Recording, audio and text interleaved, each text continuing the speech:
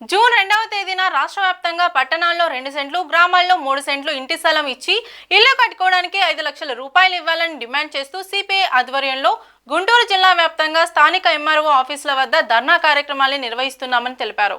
ఎన్నికల ముందు చంద్రబాబు నాయుడు ఆనాటి గత ముఖ్యమంత్రి జగన్మోహన్ రెడ్డి పట్టణాల్లో సెంటు, గ్రామాల్లో 2 సెంట్లు ఇస్తే అది చాలా అన్యాయమని, అక్రమమనే పరిస్థితుల్లో ఇది సరిపోదని ప్రతి చోట మీటింగ్లో చెప్పి అధికారంలోకి వస్తే పట్టణాల్లో 2 సెంట్లు ఇచ్చి, గ్రామాల్లో 3 సెంట్లు ఇచ్చి ఇల్లు కట్టుకోవడానికి 4 లక్షల రూపాయలు ఇస్తానని చెప్పడం జరిగిందన్నారు. చంద్రబాబు పేదలకు ఇస్తానన్న ఇల్లు ఎక్కడున్నాయో కూడా తెలియడం లేదని, దీని మీద ప్రజల్లో తీవ్రమైనటువంటి ఆందోళన కనబడతా ఉందని అన్నారు. అద్దె ఇంట్లో ఉండలేక, సొంత ఇల్లు లేక అసలే నిత్యావసర సరుకుల ధరలు ఆకాశాన్ని అంటున్నాయని మండిపడ్డారు. మీడియా మిత్రులందరికీ నమస్కారం. ఈ నెల వచ్చే నెల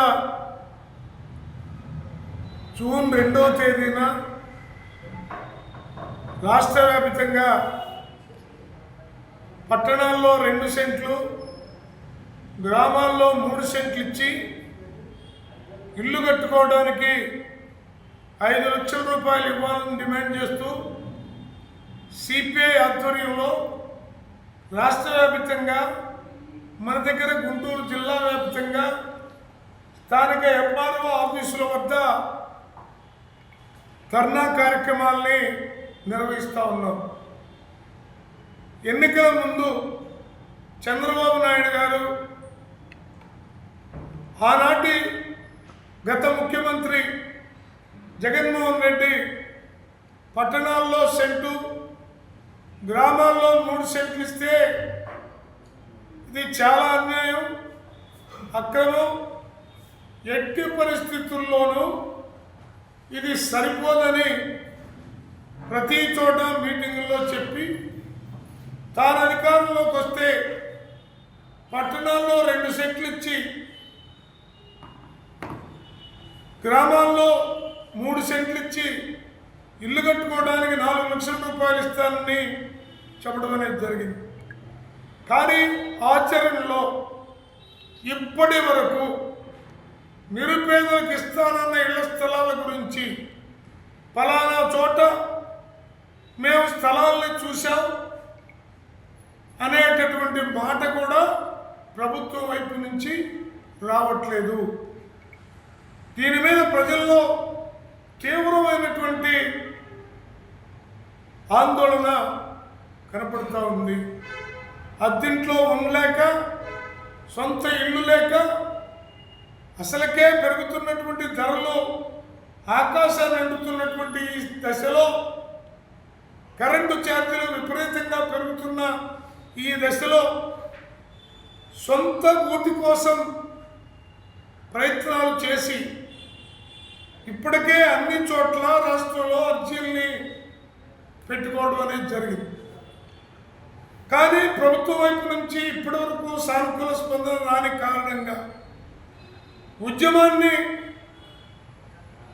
సీరియస్గా భవిష్యత్తులో నిర్వహించడానికి ప్రాథమికంగా 2వ తేదీన, జూన్ 2వ తేదీన తాలూకా కార్యాలయాలన్నిటి వద్ద రాష్ట్రంలో ధర్నా కార్యక్రమాన్ని నిర్వహిస్తూ ఉన్నాం. ఇక మరొక విషయం, నిన్ననే ఒక పత్రికాముఖంగా చూడటం జరిగింది. ఆ ప్రాంతాలకు కూడా సిపిఐ ప్రతినిధి బృందంగా మేము వెళ్ళాం. వక్ఫ్ బోర్డు చట్ట సవరణ బిల్లు ఆమోదించినటువంటి ఒక 2-3 నెలల్లోనే ఆ బిల్లు యొక్క ప్రమాదం వక్ఫ్ బోర్డు భూములన్నింటినీ కూడా మింగేసేటటువంటి దాడి కనపడుతూ ఉంది. పెద్ద మసీదుకు సంబంధించిన భూములు చినమల్లయ్యపాలెంలో, రెడ్డిపాలెంలో ఉన్నటువంటి భూముల్ని ప్రభుత్వం తీసేసుకొని ఇండస్ట్రియల్ పార్కు కడతామని చెప్తా ఉన్నారు. అలాగే చినకాకాల్లో ఉన్నటువంటి 75 ఎకరాల భూమి, చాలా బ్రహ్మాండమైన భూమి, సుమారు 70-80 సంవత్సరాలుగా సాగు చేసుకుంటున్నటువంటి పేద రైతులు సాగు చేసుకొని ప్రతి సంవత్సరం ఒక బోర్డుకి కౌలు కట్టేటటువంటి రైతుల నోట్లో నుంచి రైతుల చేతుల్లో నుంచి లాగేసుకునేటటువంటి ప్రయత్నం ఈ ప్రభుత్వం చేస్తూ ఉంది.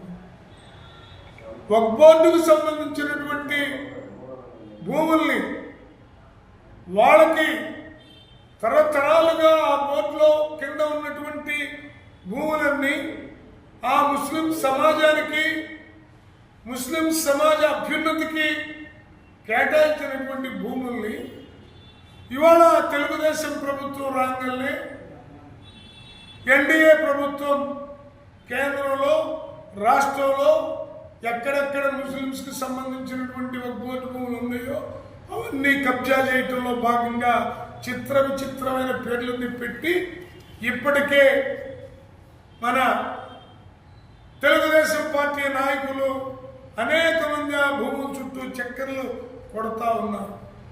చాలా విలువైన భూములు, చినకాకాని దగ్గర ఉన్నటువంటి భూములు ఒక్కొక్క ఎకరం 5 కోట్లు చేసేటటువంటి భూమి. ఆ సంపద ఎవరిదో వాళ్ళకే చెందాలి తప్ప ప్రభుత్వంలో వీళ్ళు ఉన్నారు కాబట్టి మేము కాజేస్తామంటే అది సరైన పద్ధతి కాదని, దానిపైన అవసరమైతే అంజుమన్ వాళ్ళకి సపోర్టుగా, వక్బోర్డు భూముల పరిరక్షణ కమిటీకి సపోర్టుగా సిపిఐ అండగా నిలబడుతుందని ఈ సందర్భంగా తెలియజేస్తాం. అలాగే మరొకటి, నిన్న తెనాల్లో చూశాం, పోలీసులు నడి రోడ్డు మీద 3 కుర్రోళ్ళు కూర్చోబెట్టి అరికాలు కోటింగు, ఆ పోలీసు వాళ్ళకు ఓపుకున్నంతసేపు పైశాచిక ఆనందం పొందుతూ వాళ్ళు కొడతా ఉన్నారు. ఏమిటి విచిత్రమైన ధోరణి? ఎవడిచ్చాడు మీకు అధికారం? వాళ్ళు నేరం చేశారు, తీసుకెళ్ళండి, స్టేషన్లో పెట్టండి, కేసు బుక్ చేయండి, కోర్టు చెప్పుద్ది ఏ రకమైన శిక్ష చేయాలో కోర్టు చేయాలి తప్ప మీరు మ్యాన్ హ్యాండ్లింగ్, నడి రోడ్డు మీద మేము పోలీసులు కాబట్టి ఏవైనా చేస్తామనేటటువంటి ఆ దుర్మార్గం మంచిది కాదు. దాన్ని సిపిఐగా ఖండిస్తూ ఉన్నాం. కాబట్టి సమాజంలో జరుగుతున్నటువంటి అనేక రకాలైన రుగ్మతలకు వ్యతిరేకంగా ఇవాళ సమాజం కూడా పాల్గొనాల్సినటువంటి అవసరం ఉంది. ఎంత దయనీయమైన పరిస్థితులు వస్తున్నాయంటే, ఒక పార్టీ, అది మావోయిస్ట్ పార్టీ, జాతీయ ప్రధాన కార్యదర్శిని హాస్పిటల్లో ఉన్నవాడిని మట్టుబెట్టి చంపి శవాన్ని కూడా వాళ్ళకి ఇవ్వకుండా మీరే ఎక్కడో దిక్కులేని శవంలాగా తగలబెడతారా? వాళ్ళ అన్న, వాళ్ళ తమ్ముడు, నంబాల కేశవరావు బంధువులు అందరూ ఛత్తీస్గఢ్ వచ్చారు, లోకల్గా ఉన్న ఎస్పీని కలిశారు. మా వాడి బాడీని మాకు ఇవ్వండి, మా ఊరు తీసుకొని మేము అక్కడ దాన సంస్కారాలు చేసుకుంటామని అడిగితే కనీసం మీకు మావోయిస్ట్ పార్టీ వాళ్ళ సవాళ్ళను చూసినా మీరు భయపడటమంటే ఈ ప్రభుత్వాలు ఏం చేస్తున్నాయో అర్థం కానటువంటి స్థితిలో ఉన్న ఈ దశలో మానవత్వాన్ని మర్చిపోతున్నటువంటి ప్రభుత్వాలకి మానవత్వం తెలిసొచ్చేటటువంటి పద్ధతుల్లో మానవతావాదం కోసం ఉద్యమాలు నిర్వహించాల్సిన అవసరం ఉంది. ప్రజలందరూ కూడా రోడ్ల మీదకి రావాల్సినటువంటి అవసరం ఉంది. ఎక్కడ అన్యాయం జరిగినా ప్రజలు రోడ్ల మీదకి వచ్చి దానిపైన పోరాటం. పట్టణాల్లో 2 సెంట్లు ఇవ్వాలని, అట్లాగే పల్లెల్లో 3 సెంట్లు ఇవ్వాలని మరి భారత కమ్యూనిస్ట్ పార్టీ గత 2 సంవత్సరాలుగా 3 సంవత్సరాలుగా ఆందోళన నిర్వహిస్తూ ఉన్నాం. మరి దాంట్లో భాగంగా గత ప్రభుత్వంలో మరి జగన్మోహన్ రెడ్డి గారు 1 సెంటు ఇస్తాం, దానికి సంబంధించి 32 లక్షల మందికి ఇచ్చామని ఒక పక్క చెప్తా ఉన్నారు. మరి అనుకోకుండా మరి ఎలక్షన్ రావడం, ఎలక్షన్లో కూటమి ప్రభుత్వం మరి పట్టణాల్లో 2 సెంట్లు ఇస్తామని, పల్లెల్లో 3 సెంట్లు ఇస్తామని, నిర్మాణానికి 4 లక్షలు ఇస్తామని చెప్పారు. ఇప్పటికీ మరి అధికారంలోకి వచ్చి కూటమి మరి సంవత్సరం దగ్గర కావస్తూ ఉంది. ఆ విషయాన్ని మర్చిపోయే పరిస్థితి చూస్తారన్నాం.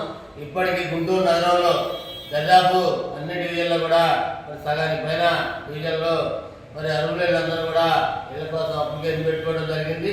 సిపిఐ ఆధ్వర్యంలో ఆ అప్లికేషన్ అన్ని కూడా మొదటి దఫాగా మరి సచివాలయాల్లో కూడా ఇచ్చి రావడం జరిగింది.